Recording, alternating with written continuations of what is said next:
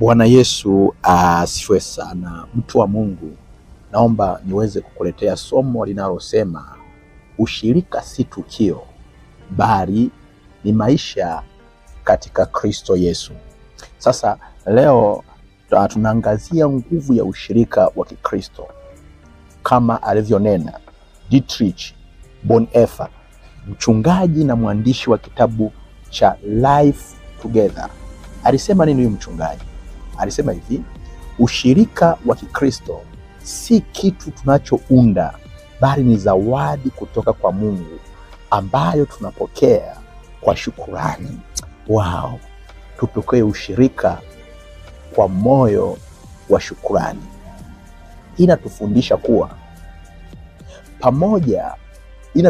kuwa pamoja kama waumini ni neema, si jambo la kawaida. Unajua kuna baadhi ya watu wanachukulia kwamba kuwa na ushirika na watu wengine ni jambo la kawaida, lakini mimi naweza nikasema si jambo la kawaida. Kama mchungaji Dietrich alichosema kwamba ushirika wa Kikristo si kitu tunachounda bali ni zawadi kutoka kwa Mungu.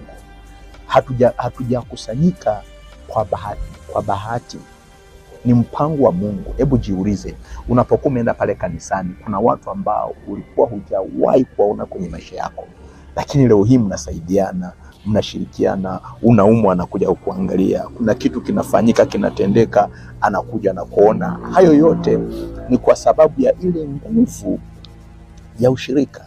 Sasa naomba nikuletee mambo kadha ambayo ni faida ya kuwa na ushirika na watu wengine. Ona kwenye kitabu cha Matendo ya Mitume 2:42. Neno la Mungu linasema, nao waliendelea katika fundisho la mitume na katika ushirika na katika kumega mkate na katika kusali. Kanisa la kwanza waliendelea katika ushirika wa kuwa pamoja, na ndiyo maana kanisa la kwanza lilikuwa na nguvu na lenye matokeo. Lakini pia Lewis aliwahi kusema ya kwamba mwanadamu aliye peke yake hawezi kujua jinsi alivyo dhaifu hadi ajaribu kuwa na ushirika na wengine. Kwa tafsiri nyingine au kwa kuboresha zaidi, ni kwamba mtu anapokuwa yuko mwenyewe, hajawa na ushirika na mtu mwingine, hawezi akajua mapungufu yake na wala hawezi akajua madhaifu yake. Lakini the more anavyokuwa na ushirika na watu wengine, ndivyo ambavyo mapungufu yake yanaanza kuonekana. Mimi nimeshuhudia kama mchungaji, kuna watu ambao wamekuwa na shirika pamoja na mimi. Mwanzoni sikuwa nawajua kiundani zaidi, sikuwa naelewa kabisa, lakini the more tunavyozidi kuwa na ushirika, ndivyo navyotambua uwezo wao na ndivyo navyotambua udhaifu wao. Kwa hiyo unaweza ukaona kwamba ni faida ya ushirika. Lakini pia kupitia ushirika tunajifunza uvumilivu, tunajifunza upendo na tunajifunza unyenyekevu. Kuna wakati mwingine mwenzako utamvumilia kwa sababu mko shirika pamoja, utaonyesha upendo kwa sababu mko shirika pamoja, na wakati mwingine utaonyesha unyenyekevu wa hali ya juu kwa sababu mko shirika pamoja. Hiyo ni faida ya kwanza. Lakini faida ya pili, ushirika huleta faraja na msaada.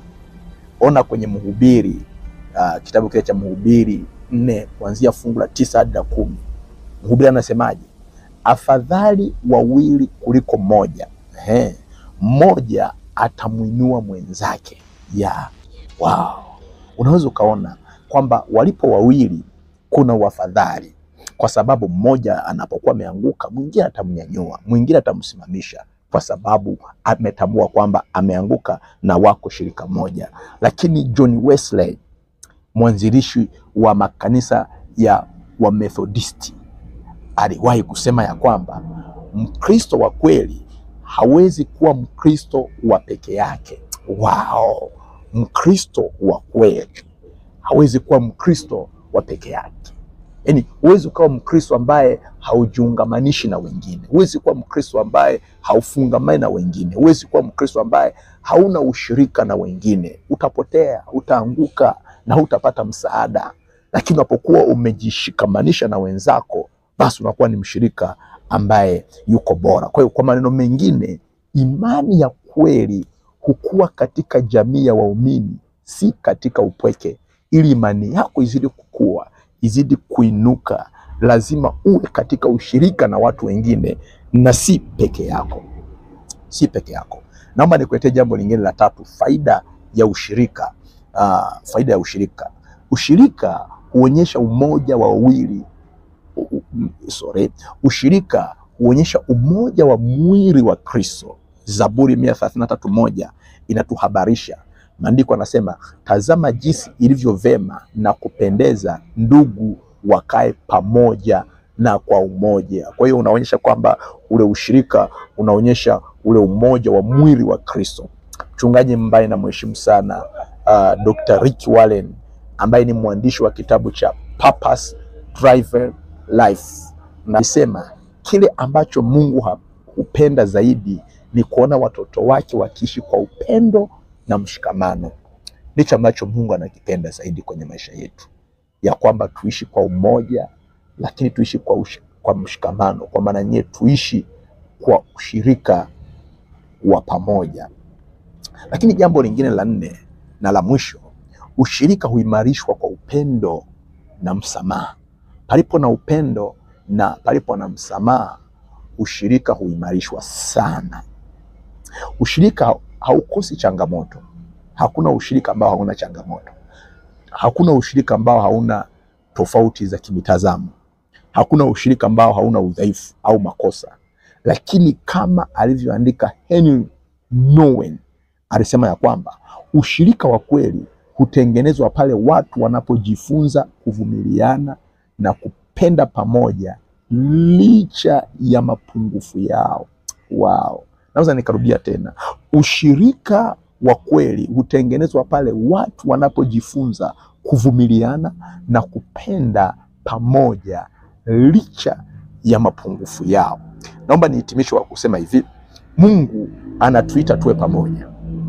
Ushirika wa Kristo ni sehemu ya mpango wake wa kutufinyanga. Usikose nafasi ya kukua na wengine. Usikose nafasi ya kufarijiwa, kufundishwa na kufundisha wengine. Ushirika sio tukio. Ushirika ni maisha katika Kristo. Mungu akubariki sana. Naitwa Pastor Alois J. Alois, mchungaji kiongozi kanisa la Disciples Community Church ambalo liko hapa jijini Mwanza, maeneo ya Kisesa. Karibu ujiunge pamoja na ushirika wetu. God bless you. Amen.